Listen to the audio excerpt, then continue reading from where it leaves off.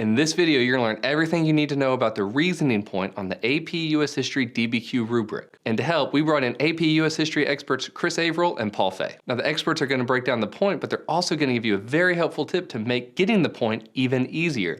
So keep watching. The last point on the rubric, the reasoning point, it is now for the reader to look overall, do you have a good grasp and historical knowledge of what is happening here in this question?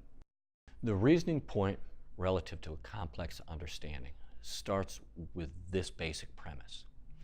Does the student take ownership of the question first, or does the student simply have a document-driven essay? That premise is the first dividing line for the readers at the reading. Many times, students simply bring the documents, the ideas that the documents present, and that's how they organize it, and simply put, it's document-driven. It's easy to see, it's boilerplate. In order to get this reasoning point and to establish a complex understanding, they need to corroborate and/or qualify or modify their arguments throughout the paper. And what that means is they show a deeper, nuanced understanding of the topic at hand. The reasoning point is most definitely holistic in the sense that it's the strength of the argument overall, and the examples of specificity as to statements that build that deeper nuance. Having an organized essay does not get you this point either. It actually has to show a deeper, more meaningful understanding of the topic than simply document-driven and generalist approach to answering it. Yeah, to get the reasoning point, you will have to understand a complexity, but one thing that may help you in doing that, in achieving this, when you're going through the documents in the paragraphs, doing some simple things like making connections, transition words. For the example, in the American Revolution, like this document is a cause, and then you're going to the next document.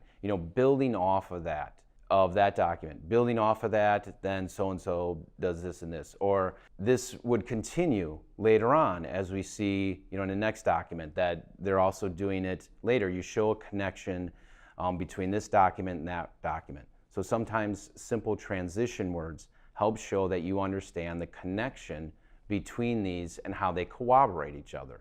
So not only trying to make connections with transition words between documents, but between paragraphs can be a way that you show these things are connected, and I'm not just being document-driven, listing one document at a time. A good example of argument development is Sample A. It's an exceptional essay because it takes ownership of the question and accurately and with deep nuance explains the economic and enlightenment factors relative to the essay prompt.